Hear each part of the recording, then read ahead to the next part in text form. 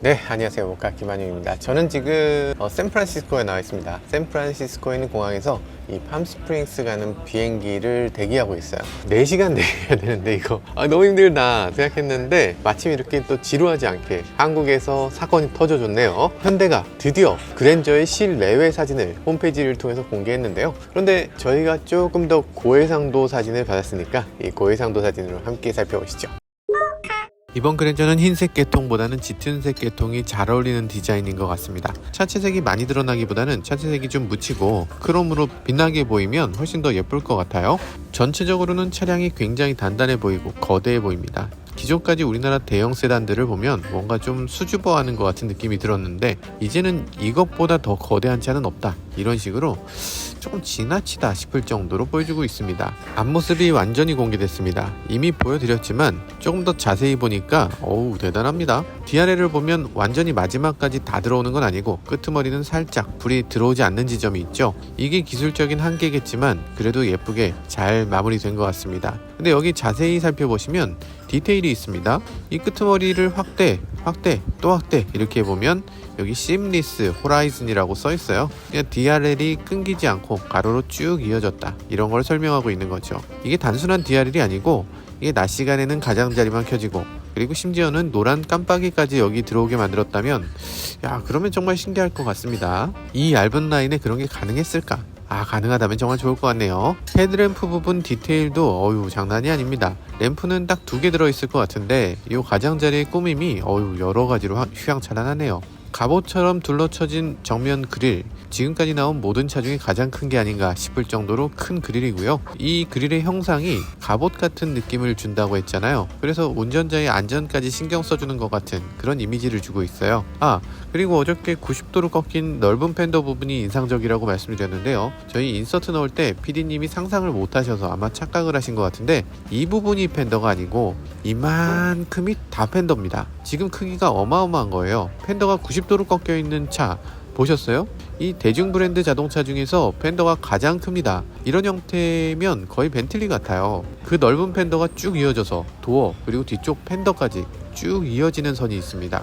대중차에서 이렇게 선을 툭 튀어나오게 만드는 거 사실 상상하기 굉장히 어렵죠. 그런데 이 라인 사실은 그랜저 XG 때도 있었는데요. 그 그랜저 XG 라인을 연상하도록 이렇게 만들어낸 것 같습니다. 그 위로 플래그 타입 사이드 미러가 얹히면서 선을 더 강조하고 있는데요. 이것도 XG에서 봤던 라인이죠. 그때는 몰랐는데 지금 보니까 그 옛날에 이걸 이렇게 멋지게 디자인했었구나 다시금 느끼게 합니다. 그런데 문제는요, 이걸 이렇게 만들어버리면 거대한 차로 너무 고급차로 느껴져서 앞으로 제네시스는 어쩔 건가 싶은 생각이 들어요. 신형 그랜저의 모습은 이렇고 G80 모습은 이렇거든요. 이 중에 어떤 차가 더 비싼 차로 느껴지실지 궁금합니다. 네, 측면은 미끈하게 이어집니다. 차가 워낙 길어요. 이 5.15m가 넘는 차이기 때문에 이 정도라면 S클래스 숏바디와 길이가 거의 같습니다. 도어 캐치도 S클래스급이죠. 얼핏 보기에는 제네시스 G90하고 도어 캐치가 거의 비슷하게 보이는데 이거 설마 G90에 사용된 부품을 그대로 장착해 준 건 아닌가 싶어요.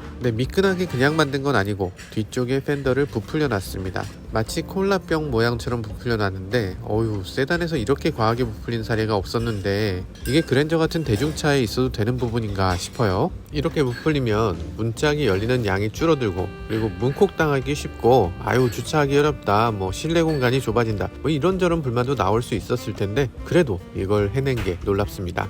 그리고 실제로는요, 뒤쪽 펜더가 부풀렸다기보다는 나머지 부분이 줄어들어 있다고 보시는 게 더 맞아요. 여튼 이렇게 펜더가 부풀어진 느낌을 주면서 자칫 단조로울 수도 있는 옆모양, 마치 스포츠카 비율처럼 느껴지게 했습니다. 그러면서 트렁크 윗부분을 살짝 들어 올려서 스포티하게, 그리고 이 검정색 띠도 뒤로 갈수록 위로 치켜 올리면서 이 트렁크 전체가 들어 올라간 것 같은 느낌, 그래서 뒷부분이 산뜻하고 발랄하게 만들어졌습니다. 근데 문제는 트렁크를 이렇게 많이 들어 올리면 이 아래쪽이 비어 보이기 때문에 이 아래쪽에 크롬 장식을 더해서 시각적인 비율 그리고 안정감을 추구하고 있네요. 이 차는 중후하면서도 스포티하게 30대 젊은 부자부터 60대 성공한 노년까지 모두가 만족할 만한 실루엣을 염두에 뒀다는 걸 알 수 있는 대목입니다. 뒷모습 보면 아주 희한합니다. 보통 제네시스의 뒷모습을 보면 안쪽으로 움푹 패인 느낌이잖아요. 근데 그랜저는 그 반대로 볼록 튀어나온 디자인을 만들어 놨어요. 우리나라 도로에는 이런 형태의 자동차가 거의 없기 때문에 아주 독특한 그랜저만의 이미지를 만들어내고 있습니다.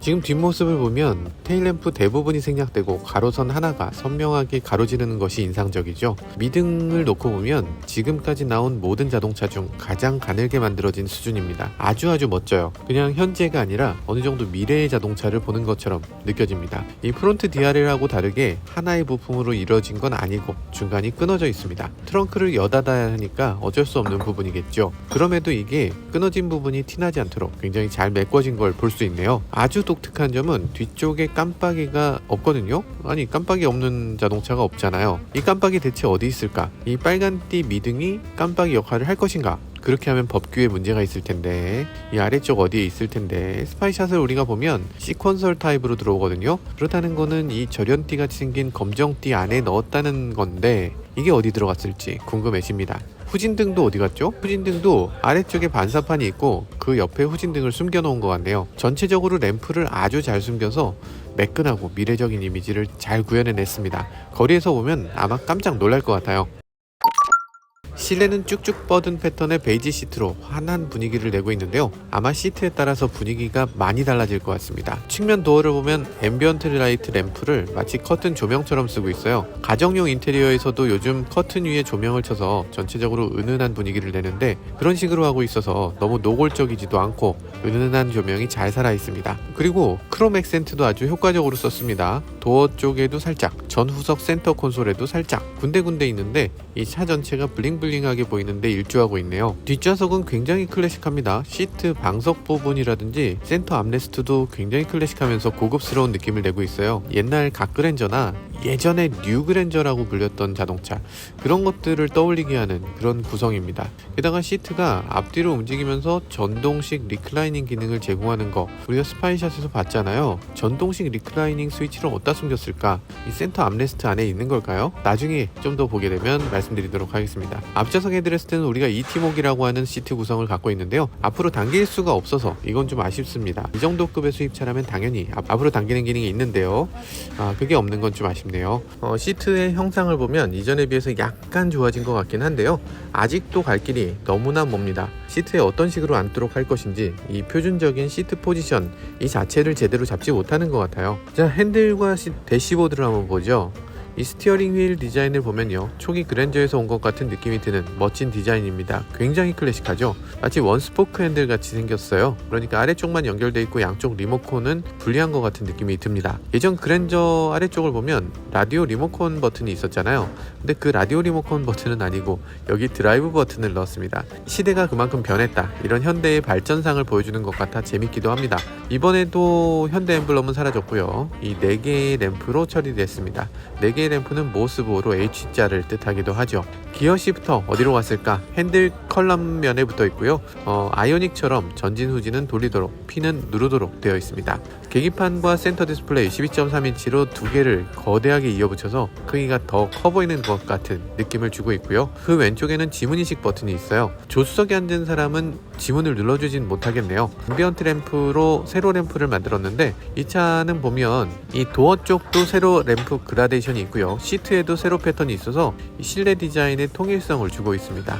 이 아래쪽으로 가면요, 요건 좀 안타까운데요. 여기 내비게이션, 오디오 이런 건 버튼으로 있는데 이 버튼의 디자인도 조금 아쉽지만 그 아래쪽에 보이는 공조장치 전체, 이게 디스플레이 안으로 다 들어갔어요. 버튼 이미지를 보면 정신이 하나도 없습니다. 이 안에 들어있는 버튼만 해도 30가지가 훨씬 넘어요. 답답하죠.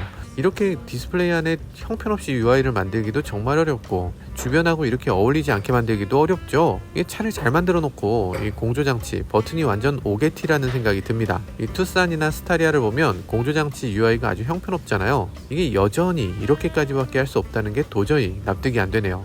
그나마 다행인 건 이게 디스플레이이기 때문에 완전 최종 버전이 아닐 수도 있고요. 앞으로도 업데이트가 가능한 부분이니까요. 일단 조금 개선해 주길 기대해 봅니다. 네, 지금까지 그랜저의 실내외 그리고 약간의 사양들도 알아봤는데요. 미국에 딱 내렸을 때 가장 많이 느껴지는 차이점은 이런 건축물보다도 자동차인 것 같아요. 어떤 차가 많이 있느냐, 그것이 도로의 이미지를 좌우하는데요. 이 그랜저 굉장히 멋지고 굉장히 크게 아주 미래적으로 디자인이 된 자동차인데, 이 차가 우리나라에 굉장히 많아졌을 때 우리나라 도로는 또 어떻게 달라지게 될지 크게 기대가 되는 대목입니다. 지금까지 저는 모카 김한용이었습니다. 감사합니다.